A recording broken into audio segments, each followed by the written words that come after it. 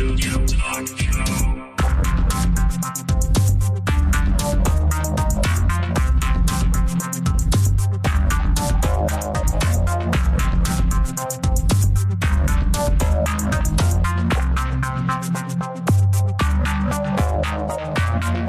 Visual Studio Talk Show. Bienvenue à une nouvelle émission du Visual Studio Talk Show. Le podcast où on discute d'architecture logicielle avec la plateforme Microsoft. Je m'appelle Mario Cardinal et comme à l'habitude, je suis accompagné de Guy Barrette. Hey Mario, comment vas-tu? Je vais bien. C'est le bien, printemps, ça? écoute. Ouais. Puis t'as un grand sourire, c'est parce que tu penses encore au beau week-end qu'on a eu. Super température, le printemps. Ouais, surtout que j'avais une activité samedi, le Global Azure Bootcamp. Oh, donc toi, t'étais à l'intérieur. Ouais, j'étais à l'intérieur samedi, ouais. On a appris plein de choses sur Service Fabric, c'était vraiment intéressant. C'est ici à Montréal, hein? Ouais. Une activité qui est organisée par la communauté. Ouais. Donc, puis quoi, une centaine de personnes sont Une présentes? cinquantaine de personnes, c'était un hands-on lab, là. Donc, il y avait moitié présentation puis moitié lab, là. Donc, la capacité faisant en sorte qu'on était limité à 50 personnes. Ah ah!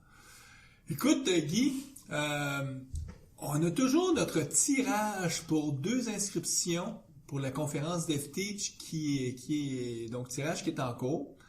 Donc, on veut le rappeler à nos auditeurs. DevTeach qui a lieu au mois de juillet cette année. Oui, à Montréal. Oui. Donc, c'est la première semaine de juillet. Oui. Et il faut bien dire que le billet ne comprend pas le transport. Donc, si vous êtes de l'extérieur de Montréal, il faut vous déplacer. Donc, ça comprend pas l'hôtel, l'avion ou quoi que ce soit. Ça comprend juste le ticket d'entrée. Qui vaut quand même... c'est chic que les prix augmentent plus on attend, mais d'ailleurs, les prix vont augmenter bientôt, mais au total, je pense que c'est quelque chose comme 700-800 $. Ouais. Donc, nous, on fait donc 2 tirages. Les tirages, on va les faire lors de notre prochain enregistrement, qui va être au début du mois de mai. Donc, pour l'instant, c'est cédulé le 2 mai qu'on enregistre. Donc, nous, on va prendre tous les courriers qu'on va recevoir de nos auditeurs. Donc, c'est simple. Vous allez sur notre page web. Il y a un beau petit... du côté droit, vous allez voir le lien de tirage d'acheter. Vous pesez là-dessus. Ça vous ouvre votre navigateur pour envoyer un email. Donc, ça vous donne l'adresse email où envoyer. Et ce qu'on vous demande, c'est juste de nous dire à quel hôtel va avoir lieu la conférence DevTeach. Donc, on fait travailler un petit peu. Mon Dieu! Comment qu'on va trouver ça, Mario? Ben, on va à devteach.com. Il y a des chances qu'on puisse le trouver aisément. Ah, mon Dieu, que t'es brillant! Ah! Donc, faut quand même donner un certain crédit aux organisateurs de la conférence DevTeach qui nous offrent gratuitement ces deux billets-là pour tirage. Donc, ceux qui s'intéressent, n'hésitez pas, vous nous envoyez le courrier électronique avec le nom de l'hôtel et vous allez être mis dans le petit pot. Soyez assurés que vous avez plus de chances qu'à la loterie. Parce qu'on n'a pas 2 millions ou des centaines de milliers d'auditeurs. On en a quelques milliers. Et sur les quelques milliers, ben c'est pas tout le monde qui va participer. Les chances sont bonnes, disons. Ouais. Donc, si vous avez déjà un moyen pour vous déplacer, venir à Montréal. Montréal, au mois de juillet, c'est pas un endroit triste pour C'est en plein durant le festival de jazz, à part ça. En plus, donc Ouais. mêler la technologie et le plaisir. Notre invité aujourd'hui, Vincent Grondin. Bonjour à tous. Salut. Ça va bien? Oui, je pars à rire parce que j'ai failli me tromper en disant ton nom. C'est comme... je dois être trop fatigué. Ça fait longtemps qu'on s'est pas vu, c'est tout. Écoute, Vincent, on se connaît depuis plusieurs années. Tu nous connais tous les deux depuis plusieurs années parce que ça fait plusieurs années que tu es impliqué dans la communauté des développeurs à Montréal. Tu résides dans la belle région montréalaise. Ça fait quoi, presque 20 ans que tu fais de l'informatique? Ouais, 18-20 ans, hein? 18-20 ans. Puis, nouvelle job? Oui, je suis Inventive, en charge du développement là-bas. D'ailleurs, Inventive va être au DevTeach. Donc, si vous cherchez des nouveaux défis, venez nous voir, passez à notre table, puis on va en discuter. Puis, donc ça, c'est nouveau. Ça fait quoi? Quelques semaines? Un mois? Hey, tout nouveau, tout beau! Donc, tu t'occupes du développement logiciel. Donc, Inventive, c'est une boîte qui fait du... Développement mobile, cross-platform, principalement avec Xamarin. Là, on fait Android, iOS, puis Microsoft. Puis, donc, nouveau défi. Toi, ça fait plusieurs années, je ne sais pas combien d'années, mais ça fait plusieurs années que tu reçois la récompense MVP. Oui, ça va faire, espérons-le, cet été 7 ans. 7 ans que tu reçois ce prix-là. On le rappelle aux auditeurs, c'est une récompense que Microsoft offre aux gens qui s'impliquent dans la communauté, qui sont crédibles et qui essaient d'aider les gens à mieux utiliser la technologie. Puis dans ton cas, toi, c'est beaucoup axé avec le langage C#. Oui. Donc, essentiellement relié avec la programmation. Le développement logiciel. Ça fait le tour de ta bio. Nous, aujourd'hui, on te voit pour parler de Application Insight. Oui, nouvelle technologie, ça fait 1 an et quelques là, que c'est disponible. Là, beaucoup en preview, là, puis là, ils l'ont rendu outside du preview, ça fait quelques mois. Microsoft a une belle technologie pour nous aider à reporter ce qui se passe dans nos applications. Donc, c'est ça. Application Insight, donc souvent on va appeler ça l'acronyme AI, mais je pense que Insight, c'est souvent le mot qu'on va se souvenir. Donc, c'est une nouvelle offre de Microsoft qui fait partie de l'offre Azure. Ça fait partie d'Azure, oui, tout à fait. Application Insight, c'est un des types d'applications qu'on peut embarquer sur notre subscription Azure. Puis, ça sert à quoi? Bon, ça, premièrement, c'est un SDK avec un portail. Le SDK, on s'en sert pour instrumenter notre application. Donc, on peut l'instrumenter manuellement ou automatiquement. Bon, manuellement, si on a des services, des choses comme ça, on fait nous-mêmes les calls, on remplit les petites classes, puis on fait send au portail.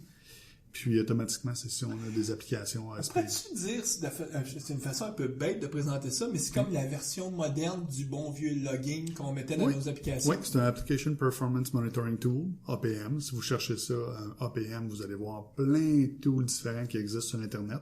C'en est un de ceux-là. Okay? Puis ce qui est le fun de celui-là, c'est que il y a tout un portail qui vient en arrière, puis ça fait partie de l'offre Azure, Pay as you go, tu payes juste pour ce que tu utilises. Donc, dans ton application, tu peux mettre l'instrumentation. Donc, mettons qu'il arrive une exception. Ouais. Au lieu que tu fasses juste dire, OK, je vais sauvegarder localement l'exception, puis là, ben, il faut aller voir qu'est-ce qui s'est passé. Ben, avec ce produit-là, si je comprends bien, tu peux envoyer ton exception à un service web. Puis lui, il va te donner un beau portail où tu vas pouvoir voir les exceptions que tu as eues, puis les retracer, puis même avoir peut-être le stack trace. Oui, stack trace va être là. Tu peux rajouter des custom events. Quand tu te fais un custom event, tu peux rajouter des propriétés custom. Tu peux ajouter en fait des propriétés custom sur tous les types qui existent déjà dans Application Insight. Tu peux monitorer la performance entre certaines dépendances sur des calls de service, des calls à SQL, des choses comme ça. Puis ce qui est vraiment le fun, c'est que la dernière place où on veut loguer, tu sais, tu disais que c'était la suite du logging. La dernière place où on veut loguer, c'est localement. Hein. Si on log localement, il n'y a à peu près jamais personne qui va voir ça. Mais ça, automatiquement, ça le sort de l'application phone ou de l'application desktop que vous avez, puis ça l'envoie dans un portail accessible à tous. C'est difficile de mettre la main sur le téléphone de quelqu'un, parce que le téléphone, c'est un produit personnel. Même si c'est un téléphone d'un employé, l'employé, son téléphone, il est à lui. Tandis que là, si toi, tu reçois l'information, tu peux savoir que hier, son application qui a lancée, il a crashé dans les mains. Pourquoi? Faire le correctif, repousser une nouvelle version, par exemple. Oui, exactement. C'est exactement la bonne Non, Mario, tu parles de téléphone. Quel genre de clients Application Insight supporte? Présentement, ça supporte Android, iOS et puis Microsoft. Mais depuis exactement comme 3 jours, Microsoft a décidé, il l'avait annoncé depuis longtemps, mais là c'est effectif depuis 3-4 jours, a décidé que la plateforme mobile, tout ce qui s'appelle mobile, allait se faire dans Hockey App. Parce que vous savez, Microsoft a acheté Hockey App, ça fait déjà de ça quelques mois, presque 1 an. Oui, un an à peu près, oui. 1 an. Et puis, il a annoncé il y a quelques mois, là, que, je pense que ça a été annoncé au Build, que tout ce qui s'appelle Application Insight pour mobile, ça allait être transformé vers Hockey App. Donc, ils font une grosse différenciation entre ce qui doit être du côté de l'instrumentation dans des applications clients versus des applications serveurs. Oui. Puis là, le Insight va rester pour la partie serveur. Ça reste pour tout ce qui s'appelle ASP.NET, Java et eux appellent ça Other. Ça veut dire n'importe quoi d'autre comme des services Windows, mais qui roule sur des applications qui desktop. va rouler sur le cloud à quelque part. Pas obligé. Ça peut rouler localement sur ton réseau interne d'une compagnie. Ça peut être n'importe quelle application .NET en fait ou Java avec le SDK Java. Là. Donc, on va dire une application .NET dans ce cas-là. Là. Une application .NET qui a le SDK, puis qui publie un événement, ça va s'en aller vers ton portail à toi. OK, mais tout ce qui est application mobile, iOS, Android, Windows Phone, puis aussi application Windows Store, peut-être? Oui, je pense qu'effectivement, Windows Store, ça s'en va vers Hockey App aussi. C'était Okay. pas officiellement publicisé dans tout ce que j'ai vu, mais il me semble que oui. OK. Donc, là, avec Application Insight, on est du côté serveur. De tous les côtés. Tu peux faire tout ce que tu veux quand tu l'instrumentes manuellement. Tu Mais peux faire tout ce que tu veux. on s'entend qu'il y a comme deux grandes catégories d'applications dans le monde moderne. C'est sûr qu'il va toujours rester encore les bons vieilles applications Windows qu'on peut développer en Windows 7, mais dans le monde moderne, on fait beaucoup de distinctions entre ce qui est du côté back-end, ce qui est du côté front-end. Insight, c'est back-end. Back-end, oui, effectivement. Mais C'est comme si tu vous dis, tu aviez- pourrais l'utiliser pour instrumenter une application WPF si tu veux. Exactement. Là. Puis, Parce tu que sais, c'est du point net. à la limite, si vous voulez continuer à utiliser Application Insight, le SDK, pour supporter vos applications mobiles, moi, Tu pourrais, mais il n'y a plus d'amélioration qu'ils vont faire. Ben, techniquement, dans 2 mois, ils vont arrêter d'accepter les requêtes qui viennent des applications mobiles, carrément. OK. Par contre, là, je veux pas donner un truc à tout le monde, mais ça reste une application, ça reste une interface RESTful, hein, puis ils changeront certainement pas leur interface. Donc, si vous voulez vous rapper quelque Sauf chose alentour de ça, Ce que Microsoft annonce, c'est Hockey App. Puis maintenant qu'avec l'achat de Xamarin, ils vont même prendre le Xamarin Insight. Donc le mot Insight, puis là, ils vont fusionner Hockey App, Xamarin Insight pour tout ce qui est client. Puis l'offre, ça, on sait Pas pas. sûr. D'après moi, on va le savoir ils aux l'ont annoncé à Amarins. Build. Ah ouais, ok. Ah ouais? Ouais, On va c'est- peut-être le rappeler aux Amarins Evolve. Puis à Evolve, prochaine. ils ont dit à Build, on vous annonce qu'on fait ça, qu'on les fusionne, et on va vous donner notre roadmap à Evolve. Donc la conférence ok. Evolve de Xamarin, c'est dans 2 semaines, 3 semaines. Ouais. Puis là, ils vont donner le roadmap, Ça, qu'est-ce c'est qu'ils une veulent faire avec leur fusion de, finalement, ou Hockey App. Puis la question se pose, ça va tout s'appeler encore Hockey App? Peut-être que là, ils vont être mieux pour un nom pour cette partie-là. Donc moi, je pense que Insight va rester pour la partie serveur, la partie back-end. Puis la partie client, pour l'instant, on appelle ça Hockey App. C'est peut-être le nom qui va rester. Parce que c'est un bon point là, que tu amènes, Mario, parce que là, on a comme plein de technologies qui font à peu près la même chose. Là. Ouais. Si on fait du Xamarin, on a Xamarin Insight. Ouais. On peut utiliser Hockey App, puis Application Insight. Donc à Build, Microsoft a clairement dit, lâchez Xamarin Insight, on les fusionne avec Hockey App et c'est Hockey App qui va devenir le maître de ça. Ça, c'est clairement dit. Et le roadmap officiel va nous être dévoilé à la conférence Evolve. OK. Et ils ont clairement dit, confirmé à Bill, pour ce qui est de ASP.NET, tout ce qui est back-end, c'est Insight qui est notre choix. Et ils ont même blogué sur les capacités astronomiques de données qu'ils pouvaient récupérer parce qu'ils ont vraiment un engin très performant. Ah, c'est les specs que tu es capable d'aller chercher de ça. Une fois que tu as créé ta souscription Azure puis tu as fait tout le blabla qu'il faut faire pour réussir à avoir un Azure, un Application Insight dans Azure, c'est assez impressionnant tout ce que tu peux faire au niveau du pricing model, finalement. Là, ils sont rendus avec un pricing model un petit peu plus flat, on va dire. Là. Tu sais, c'est 3 tiers, un tiers gratuit, un tiers standard, puis un tiers premium. Puis, juste, tu disais, les gens qui, aujourd'hui, utilisaient pour juste terminer le point mobile, tu disais, vous pouvez continuer à utiliser Application Insight, le mobile. Il y a peu de raisons parce que le modèle Hockey App est sur aussi 3 tiers avec un modèle gratuit aussi. Donc, se mettre à utiliser Hockey App demain matin, ça coûte rien. Donc, il n'y a pas de raison à part juste l'effort, peut-être s'il faut que tu transitionnes de Insight vers Hockey App. Mais, il n'y a pas vraiment de bonne raison pour continuer à être sur Insight. C'était du côté client. C'était dans une application Windows Store. Ouais, moi, la raison, c'est d'attendre que tout ça se tasse, puis ensuite faire un choix éclairé, parce que là, c'est pas clair encore. Là. Mais dans quelques semaines, je pense qu'on va avoir un bon plan de où est-ce qu'ils s'en vont avec ça.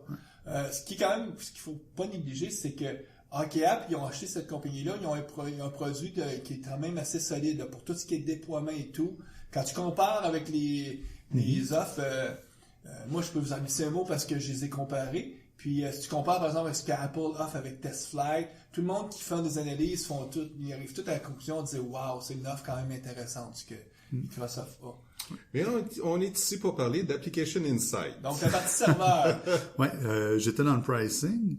Donc là, tu as 3 SKU, comme je disais, Free, Standard puis Premium. Puis avant, il y a quelques mois, je dirais en janvier, on avait possibilité de retenir le data plus longtemps. Là. Le SKU free, c'était 7 jours. Après ça, standard, c'était comme 15, puis premium, c'était 30. Là, Microsoft ont tout flattené ça, puis c'est rendu 7 jours partout. Puis, bon, ça, c'est un peu une décision, moi, qui je l'utilisais là, à la job. Là. Je me disais, crime, c'est dommage, ça, mais en même temps, c'est peut-être une façon de nous pousser vers d'autres fonctionnalités d'Application Insight, comme le Continuous Export. Donc, il se disait, si tu as besoin de voir ce qui se passe live dans tes données, 7 jours, c'est assez. Si tu veux retourner dans le passé, exporte tes données automatiquement vers un SQL Server, puis branche-toi, mettons, un Power BI là-dessus, ou je sais pas quoi. Là, ça puis, serait ça probablement le meilleur. Stocke ça dans une autre BD, utilise Power BI, puis là, sors-toi tout ce que tu le veux. genre de graphique sur le long terme que tu voudrais avoir. Les différences marquantes au niveau du prix, là, quand c'est free, ben c'est free. Standard, c'est environ 30$ par mois canadien, puis premium, c'est 120$ par mois. Puis le différenciateur premier, c'est le nombre de data points que tu peux enregistrer. Les data points, c'est les événements de télémétrie qui rentrent dans ton service. Okay. Donc, quand c'est free, tu as 5 millions de data points. Ça a l'air astronomique, par mois? là, c'est par mois. Ça a l'air astronomique, mais si vous faites une application mobile qui pogne malheureusement pour vous un peu trop, ben là, vous allez être pogné pour bouger au SKU standard. Ça, mais si ça pogne un peu trop, 30$ par mois, c'est ça te dérangera vraiment exactement. pas de payer ça. C'est un beau Exactement. problème. Ça va être un beau problème. Ton SKU standard, il te permet d'emmagasiner environ 15 millions de data points par mois. Puis le premium, c'est 50 millions. Puis là, si tu as besoin de plus que 50 millions, c'est que tu as Ouais, t'as un beau problème, c'est-à-dire que tu fais beaucoup d'argent, puis même si c'est double rate, triple rate, ça devient... Ben, après ça, c'est comme 2,5$ du million de data points. Okay. Fait que si ton application pogne vraiment, je sais pas si c'est que ça. Puis, essentiellement, quels sont les genres de mesures que tu vas voir prendre? C'est sûr que ce qui me vient en tête, c'est j'ai eu une exception qui a été levée par l'application, j'aimerais ça savoir ce qui s'est passé parce que c'est un comportement non attendu. Ouais.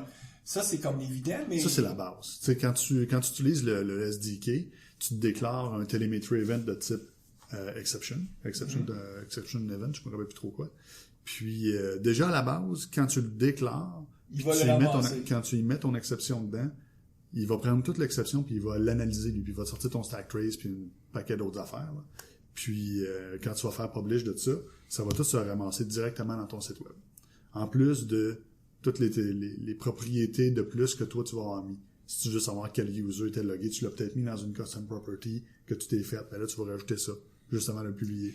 Puis le fait que tu as un portail, est-ce que je me trompe? Une des valeurs ajoutées, c'est que mettons qu'il y a une exception qui arrive, mais qui arrive une fois sur 10 000, qui arrive rarement. Tu vas voir qu'il y a eu une ou deux utilisateurs, versus celle que tout le monde rencontre.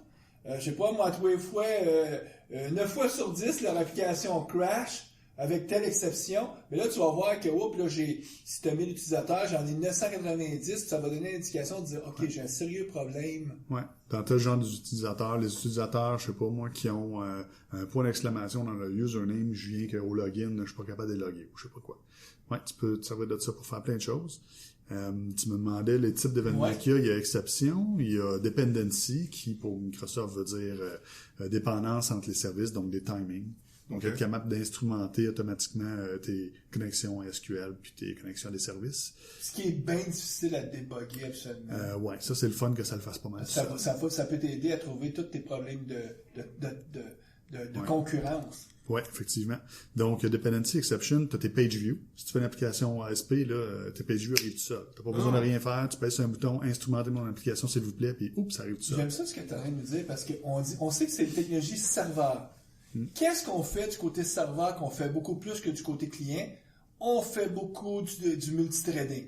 Ouais. En tout cas, l'application serveur, c'est une des choses. Donc là, le multithreading veut dire problème de concurrence, de course. Il nous donne la capacité. On utilise beaucoup le paging. Il nous donne cette capacité-là. Ouais. Ton page view, tu peux tracker des traces que tu mets toi-même avec le tracing de Microsoft. Là. Donc, tu peux aussi, si tu veux, te servir de ça pour voir le type d'usage. Ouais.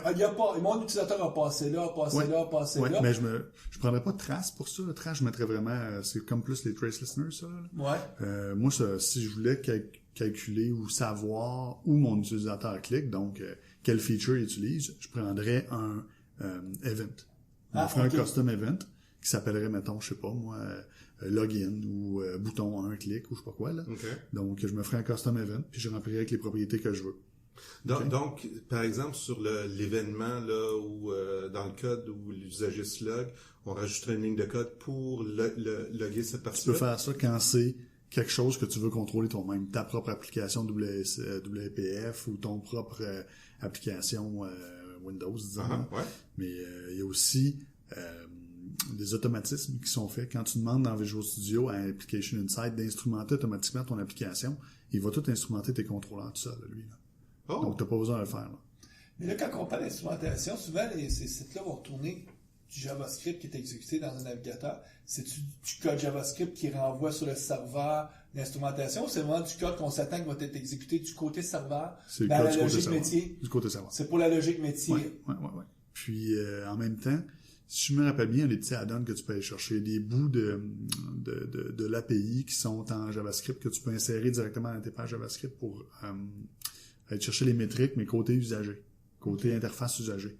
Ce qui est quand même pas facile à faire Non, aussi. mais là, tu as tout déjà ça de fait dans Application Insight. Il te donne la petite recette. Là. Tiens, mets ça dans ton JavaScript. OK, tu plugues ça là, ça marche. Donc au niveau du code, c'est assez léger là, comme modification. Là. Ouais. Puis les usagers ont peut-être remarqué quand ils créent dans Visual Studio un projet MVC, ASP.NET, là, MVC, il y a une petite partie à droite là, veux-tu, un petit checkbox là, veux-tu instrumenter avec Application Insight, c'est exactement ça. Oui, c'est exactement ça. Okay. Donc, c'est vraiment facile. Tu coches le crochet, tout le code de base doit être mis pour toi. Oui, exactement. Si je l'active, ce crochet-là, ouais. Ce code-là, est-ce qu'il est toujours exécuté, même quand je suis avec mon code en production tout le temps? Tu sais, parce que souvent, on avait, dans mon vieux login, on avait les choses que j'activais juste quand j'étais en mode debug versus release. Là, on a tout ce concept. Il y a tous ces switches-là que tu peux qu'il y a déjà dans l'API, finalement. Tu fais juste les utiliser. Tu sais, dis quoi mettre dans ton app config, là. Puis les éléments que je vous ai montrés, la dependency, injection, pas injection, mais exception, page view, trace, event, metric, puis request, ils ont tous le switch. Donc, tu es capable de tout activer. Donc, tu peux décider que, par exemple, tu es en mode debug, ça ne te dérange pas si tu as des pertes de performance, mais tu veux vraiment solidifier l'application. Puis quand tu es sûr qu'elle marche bien, là, tu peux alléger pour que ça roule encore plus vite si tu as vraiment des enjeux de performance. Puis c'est vraiment tout asynchrone, cette affaire-là. Tu sais, c'est pas ton user va perdre une demi-seconde le temps que tu logs parce que ton site est lent. Bon, ils ont tout utilisé async puis tout le kit. Fait que c'est tout asynchrone. C'est tout buffé aussi pour envoyer ça par paquet si tu veux, puis tu as le contrôle là-dessus. Donc, le coût, c'est plus ton coût de CPU. Ça ne retarde pas tant que ça ton exécution, comme c'est juste qu'il part un nouveau thread, puis là, il exécute sur le CPU. Si tu roules ton serveur ASP.NET sur du cloud, ben, tu payes pour à quelque part. Tu payes pour à quelque part, mais on paye toujours pour. On a oublié, souvent, on avait oublié que ça coûtait de quoi rouler un serveur, là. Il y a de l'électricité, même si tu l'as dans tes propres infrastructures. Mais c'est vraiment tout intéressant. Moi, je l'ai mis dans une application Windows Form qu'on avait chez un de nos clients pour monitorer ce qui se passe. Puis on était capable vraiment du début à la fin de monitorer des sessions, tu sais, puis savoir qu'est-ce qui s'est passé. Puis quand on avait un bug, on n'avait pas juste un stack trace. On voyait par où la personne était passée. Là, elle a cliqué là, elle a fait ci, elle a fait ça. On comprenait plus vite le scénario. Fait que pour faire ça dans une application Windows Form, tu as mis une référence au SDK. Tu mets une référence au SDK, puis tu déclares des types, puis tu publishes tes types. Comme par exemple, si je navigue là d'une fenêtre puis là je vais sélectionner le menu File Open. Donc là, à chaque méthode, là, il y a une façon manuelle de le faire, oui. C'est une instrumentation manuelle pour ceux qui préfèrent le faire manuellement, disons, fine-tuner où est-ce qu'ils vont mettre ça. Oui, tu le déclarerais manuellement puis tu le mettrais. Mais il y a d'autres façons de faire aussi, un petit peu plus complexe. Tu viens de donner un exemple où est-ce que tu l'avais fait dans une application Windows Form. Donc, ça semble simple. C'est comment? J'ai juste à mettre la référence, puis là, je suis capable de commencer à mettre l'instrumentation. Mais il n'y a pas de partie de configuration avec Azure que tu dois faire qui peut être rébarbatif après ma barre pour les gens en disant faut vraiment que je me crée un compte dans Azure. Faut se créer une souscription. La souscription, ça devient un peu votre portfolio d'applications payantes ou non chez Microsoft. Donc, vous créez une souscription sur microsoftazure.com. Une fois que c'est fait, vous allez dans le portail, puis vous allez ajouter une application de type Application Insight. Mais là, si je crée une souscription, Microsoft, vas-tu commencer à me biller à tous les mois sur ma carte de crédit? Oui. C'est-à-dire, dépendamment du type de souscription que tu as pris, ils vont te biller si tu dépasses l'entente que tu as avec eux.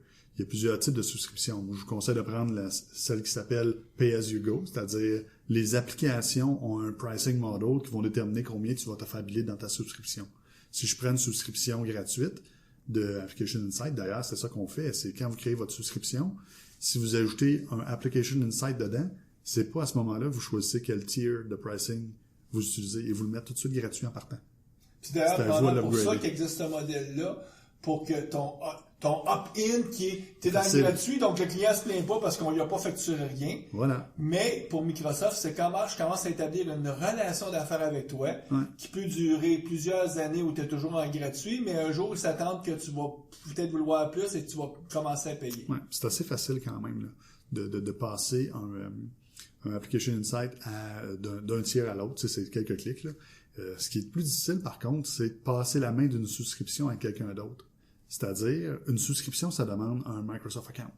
Donc, moi, si je deviens, disons, chez Inventive, la personne responsable du Application Insight, la dernière chose à faire, c'est de prendre mon identité personnelle Ouais. puis de dire, passez-moi la carte de crédit de la compagnie, puis je vais me faire une souscription attachée à mon identité personnelle, puis on aura juste à se la passer après si Donc, un jour je quasiment quitte. créer une espèce, quasiment une adresse Ouais, email une espèce de billing à inventive.com, puis pour manager le avoir password. un compte qui peut être facilement partageable. Ouais, parce que ça se fait transférer une souscription d'une personne à l'autre, mais toutes les configurations et les droits que vous allez avoir donnés à tout le monde, si vous êtes, mettons, 32 à l'utiliser, dès que vous passez la souscription à quelqu'un d'autre, il faut tout que vous fassiez votre sécurité au complet.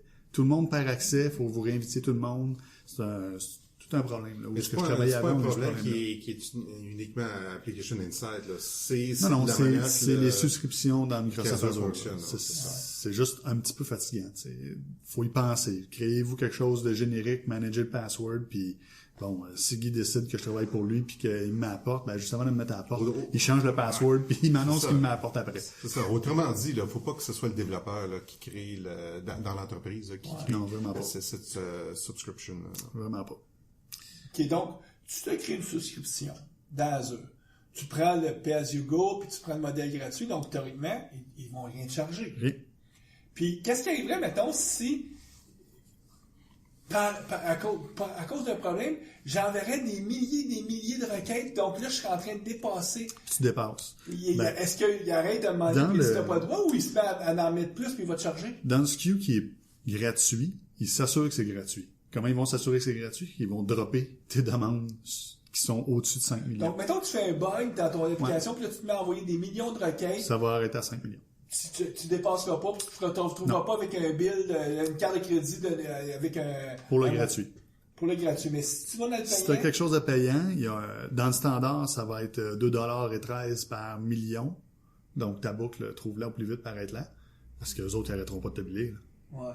Ah, peut-être que si tu les appelles puis tu chiales, là, ils vont te donner un rabais, mais je pense pas, là, tu sais, pour qu'ils spécifient vraiment dans leur tier que le standard c'est 2,13 par million, puis le premium c'est 2,43 par million. Là. Non, parce qu'à quelque part, tu as consommé, toi, T'as consommé. le temps de CPU sur le cloud pour Eh oui. stocker ça, donc... Donc faites attention à ce que vous faites. Faut monitorer le monitoring. Tout à fait, mais setez-vous des alertes. Mais ouais, mais On ça peut fait se mettre partie, des alertes. c'est ça, là, ça fait partie du processus d'implémentation. Théoriquement, là. si ton principe, c'est je monitore les exceptions, c'est des événements qui se répètent pas en boucle. Ah, c'est clair, mais tu sais, trace. Quelqu'un enable trace, puis il laisse enabler pendant plusieurs jours. Oups. Ou quand tu monitores une application qui a une centaine de fonctionnalités, puis tu allumes la fonctionnalité, je veux savoir sur quelle feature le monde clique, ben le monde il clique peut-être pas mal sur ton application. Mais à ce compte-là, moi, la question que je me pose, c'est est-ce qu'il y a moyen, parce que tu sais, on peut avoir différentes staging pour tes applications que tu déploies. Est-ce que tu peux comme décider que j'active une certaine fonctionnalité, mettons, sur mon staging de test, mais pas en production? Tout à fait. Moi, C'est comme ça que tu pourrais donner encore plus une protection pour être sûr que jamais en production, je vais me mettre à lancer des traces, par exemple. Effectivement. Quand vous créez un Application Insight, il vous donne une clé. C'est comme ça qu'il identifie le SDK vers quel des Application Insight qui existent sur la planète est-ce que je dois envoyer cet événement-là. Puis cette clé-là, ben, c'est une espèce de GUID. Fait que moi, ce que j'avais fait, c'est que tu te crées deux sites, un gratuit et un payant. Le gratuit, c'est ton test. Puis le payant, ben, tu fais plus attention. Puis dans les app config de tes devs, tout le monde, quand tu check-in avec la clé de test. Puis la clé de prod, ben, il y a juste ton build server quand tu fais des builds sur ta branche officielle de release dans lequel tu viens injecter cette clé-là à ce moment-là. Tu voulais peut-être parler des deployment slots avec App Service? Ben, c'est toutes ces genres d'approches-là parce que c'est des problèmes réels, puis l'Azure commence à avoir des offres intéressantes à ce niveau. Oui. Donc le truc, là, c'est de s'en créer un par environnement, là, si je comprends bien. Là. Mm-hmm. Ouais. Puis comme ce que je comprends aussi, le truc, c'est surtout pas que ça soit, souvent, c'est le champion qui dit, on va vers Azure, qu'on prenne son compte à lui pour créer toute l'Azure, parce qu'après ça, le champion, faut qu'il reste dans l'organisation. Ça peut être une façon, peut-être, pour quelqu'un de s'assurer d'avoir un job longtemps. Faire du chantage. Ouais. Une fois que nos données là, sont stockées dans le cloud, là, on les consulte de quelle façon? Ben, il y a un portail dans lequel Microsoft vient mettre tout ce que tu as reçu. Bien sûr. Ce portail-là, si tu y vas souvent, ça ne change rien. Non. Ils disent, écoute, ça, on a pris. Ça vient dans l'offre. Ça vient on s'entend que tu ne passeras pas de toute façon 365 jours par année, 24 heures par jour. Tu devrais aller là juste quelques heures par jour, par mois. Donc, mais c'est un portail quand même assez intéressant et très puissant. Hein. Moi, sérieusement, la partie exportation de données vers SQL pour consommer moi-même avec Excel ou quoi que ce soit, j'ai jamais eu besoin de le faire parce que j'avais tout ce que j'avais besoin de base dans l'application Insight, dans le portail. Donc, tu es capable de driller down, de faire des recherches sur combien d'erreurs viennent de tel feature, parce que tu as nommé des features. Il y a comme une espèce de full text search là-dedans, là, presque. Là. Fait que c'est vraiment très puissant. Tu pourrais dire, c'est tout géolocalisé en plus, là, tu pourrais dire par défaut, tu n'as pas besoin de rien faire, puis tout devient géolocalisé. Là. Tu pourrais dire, donne-moi toutes les exceptions qui arrivent au Québec, parce que c'est mon principal marché, puis tout le reste, je le verrai plus tard. Puis là, tu lances une nouvelle feature, par exemple, dans une nouvelle livraison.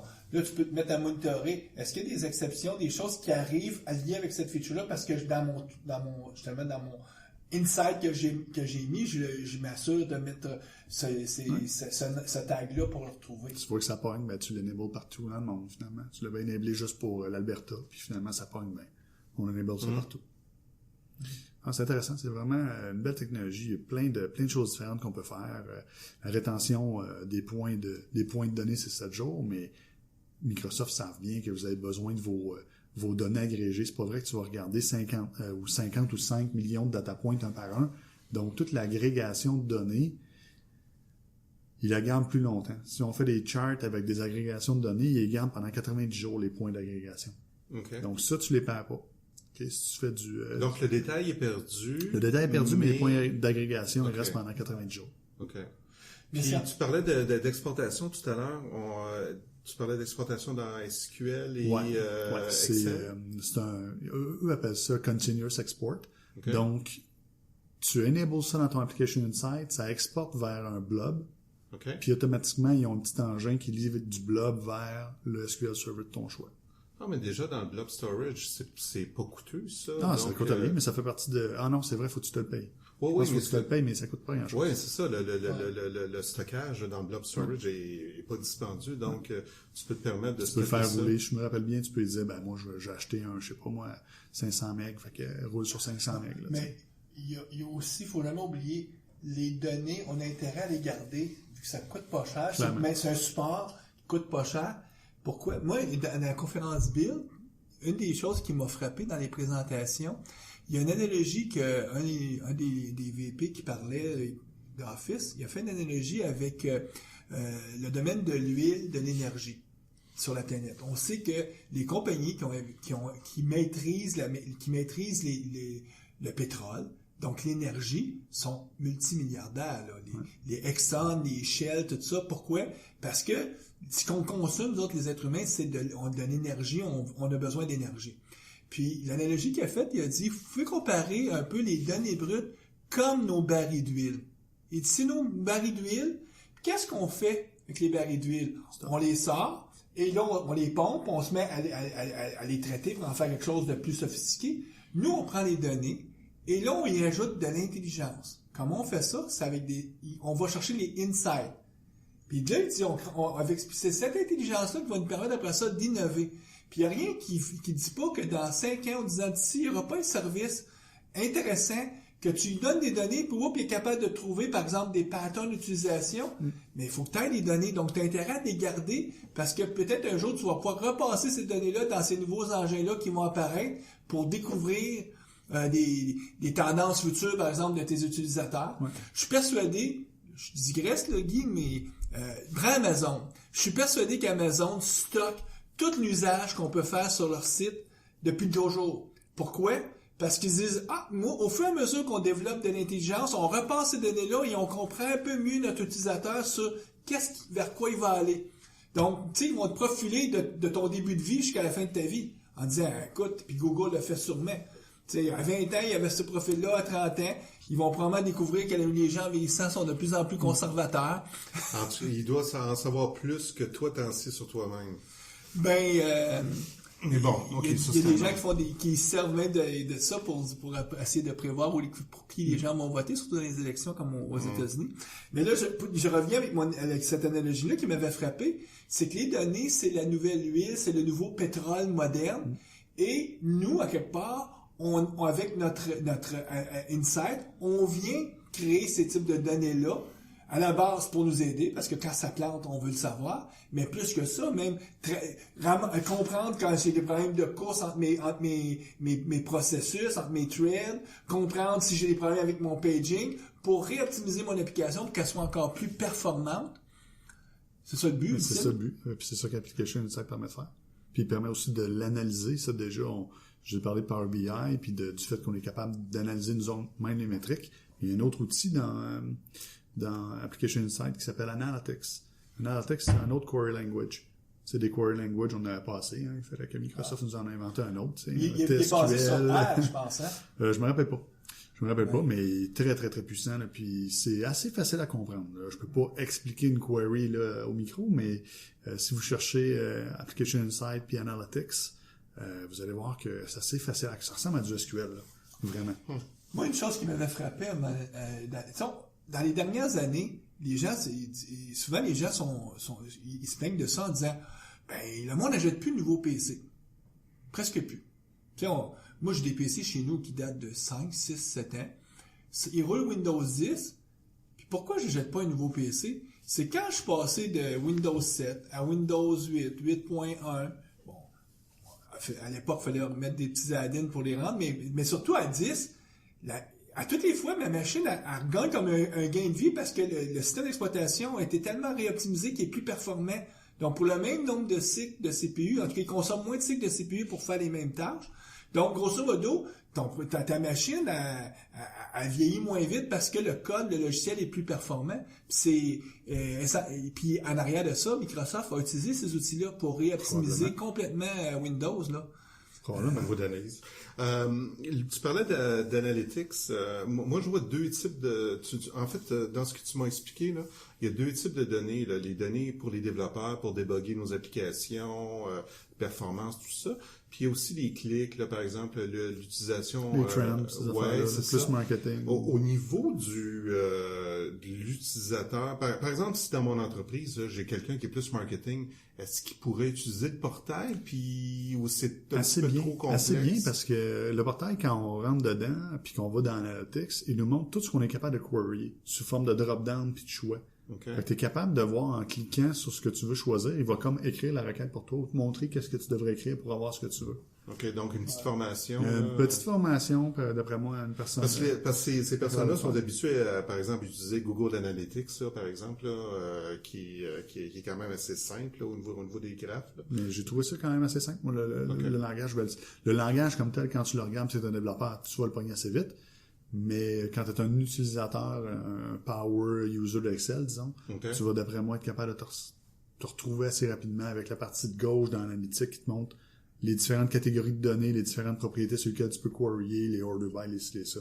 Okay. Donc ça, c'est facile. Donc, il faut avoir une petite tendance Excel là, pour comprendre un petit peu le principe, mais quelqu'un dans l'entreprise pourrait créer une coupe de reports, de rapports. J'ai pas vu le rendu là, comme tel de quand tu fais ta query, j'ai pas essayé comme tel. Okay. Mais si je me rappelle bien, il y a comme un chart dans le milieu qui te montre tout de suite ton résultat. OK. Puis ça, est-ce que ça fonctionne juste avec Visual Studio 2015 ou bon, j'imagine que ça va pas fonctionner avec les vieux Visual Studio. Ça fonctionne sur le framework 4.5, donc ça prend Visual Studio 2012 ou plus. Ou plus. Mais Il faut que ce soit l'automatisme... une application qui roule avec le Framework framework 4.5. Mais l'automatisme d'instrumentation dans Visual Studio, c'est intégré avec 2013 et 2015 seulement. OK. Donc là, faut séparer les deux. Là. Okay, si vous voulez utiliser 2012, vous pouvez, mais c'est tout manuel. Tu référencies le SDK, puis tu t'amuses. Donc, c'est une autre raison de plus pour peut-être migrer à Visual Studio 2015. Ouais, Évidemment, on veut faire du Application Insight, puis Ouais. donc ça va être plus simple avec Visual Studio 2015. Ça va être plus simple. Mais c'est quand même faisable de le faire avec 2012. OK, donc, comme toujours, Microsoft s'est assuré que cet outillage-là est bien intégré avec le Visual Studio, donc c'est quand même facile. On disait, Ouais, un on petit crée un wizard. projet, on fait juste cocher, on dirait, je vais avoir l'Application Insight. Si votre projet est déjà créé, faites right-click sur votre solution ou sur votre projet, parce que c'est quand même projet par projet, je pense, ou par solution. Puis, vous faites right-click sur votre solution, Add Application Insight, puis vous suivez le petit wizard. Mais là, Vincent, imaginons que moi, je crée un projet là, mais j'ai pas encore été sur Azure me créer justement une souscription. Ouais. Il va faire quoi le code? Là, lui, il va me rajouter du code, mais il va mettre quoi? Une constante pour... Dans le petit wizard, il te pose des questions. Tu sais, il dit, bon, ben là, c'est le temps de me donner ta souscription. Tu veux-tu me donner ton ID de souscription tout de suite? Puis bon, si tu dis oui, tu le mets. Puis là, j'imagine que si tu as Tu coché dis ça non. par erreur, là, tu peux toujours dire Ouais, back. tu puis, peux revenir. Mais c'est pas compliqué, il le met dans une espèce d'application config file. Un applicationinsight.config. Tu ouvres ça, tu vois la clé, tu changes. Après moi, il y a un placeholder qui doit être mis là, quand tu dis non. Moi, j'ai jamais dit non parce que j'en ai une souscription. Mais j'imagine que ça doit être ça. Ouais, tu sais, place your key here, là, quelque chose comme ça. C'est plus aisément. OK. Donc, en terminant, si je veux débuter avec ça, où je peux trouver... tu sais, c'est quoi la façon la plus simple de débuter? Est-ce qu'il y a comme un site où je peux aller? Donc, je vais dans MSDN? Ouais, il y a un blog pour Application Insight. OK, ça, un blog officiel. Mais il y a aussi va le mettre blog... le lien, ouais, vous mettrez le lien. Il y a aussi le blog d'une personne qui blogue beaucoup là-dessus chez Microsoft. Il s'appelle Alan Cameron Wills. C'est un peu, je pense, un PM là-bas. Vraiment beaucoup de documentation sous forme de blog, des blogs explicatifs super complets. Moi, c'est en regardant ce blog-là, j'ai tout compris. Le reste, je ne peux même pas aller le voir, j'avais pas besoin. J'ai regardé une couple de séries de ces blogs, puis j'ai dû voir au moins une quarantaine de blogs là-dessus. C'est pas si sorcier que ça, là. Tu mets tes références, tu mets... C'est rendu simple. C'est rendu là. vraiment simple. C'est ça, là, la complexité est tout cachée, là. Parce que si on voulait faire tout ça, comme on dit au début, manuellement, ça serait beaucoup de travail, là. Ouais. Tandis que là, toute la complexité est cachée, là. Alors, je suis sûr qu'on prendrait un programmeur des années 70, mettons qu'il n'aurait pas eu la chance de vivre jusqu'à aujourd'hui, puis là, on le pitcherait en 2016. On va dire, voici ce qu'on a comme environnement de développement, et ça serait un gros choc pour lui. Même en début 2000, tu sais, l'APM, ça fait quoi, 7-8 ans, 10 ans que ça existe, pas plus, là? Ouais. On fait juste prendre un développeur qui veut réinventer la roue à chaque fois. Mais bon, ça, Ça c'est une autre arrive, histoire. ça, mais c'est difficile de réinventer la roue puis de faire mieux que des 50, 100, des milliers de personnes. En tout cas, Surtout, c'est un service qui est utilisé à large, là, qui est débugué, qui fonctionne bien. Là. Toi, dans ton utilisation, t'as pas vu de problème de performance? Ben, ce qui est le fun, c'est qu'ils ont un statut pour Application Insight. Fait Ok. que c'est arrivé, oui, qu'il y a eu des problèmes, des crashs, des choses comme ça dans les derniers mois. oui, parce qu'il n'était Quand ça pas arrive là, officiel, il était en C'était en bêta. preview jusqu'il y a quelques mois. Fait que, Ok. en étant en preview, nous, on a quand même embarqué dessus. Fait que t'arrivais le matin, puis oups, je peux pas te montrer ton data. Fait que là, t'allais voir la page de statut, puis il te disait, bon, on est down pour encore 2 heures parce qu'on répare telle affaire. Ah, OK. Ça, c'est le fun. Je trouvais ça le fun aussi d'avoir un statut autre que juste, ça a l'air down, que toi, tu vois que c'est down, Ouais. puis que personne t'explique pourquoi. là. Puis souvent, c'est la grosse différence. Pourquoi un produit est encore en preview, c'est que Microsoft considère que ils sont pas capables d'assurer les niveaux d'accès Le SLA, qu'ils voudraient. Service Level Agreement. Donc, quand ils annoncent un produit, ils disent « Ah, là, c'est une version 1, absolument, c'est parce que des fois, ça fait peut-être 1 an et demi. Mais ils savent maintenant qu'ils sont capables de livrer les niveaux de qualité attendus. Écoute, Vincent, on te remercie. Donc, on va mettre les liens. Bien intéressant. Puis, ça donne un survol, en tout cas, de... À 10 000 pieds. Ouais, mais c'est le but, donner la chance à nos auditeurs d'en connaître un peu plus. Nous, on rappelle aux auditeurs, n'hésitez pas, si ça vous intéresse de gagner une inscription pour DevTeach, vous venez vous inscrire, et on vous revoit au début du mois de mai, où on va parler de Visual Studio Team Services. Donc, les outils serveurs, justement, pour les développeurs. Donc, à la prochaine. Au revoir.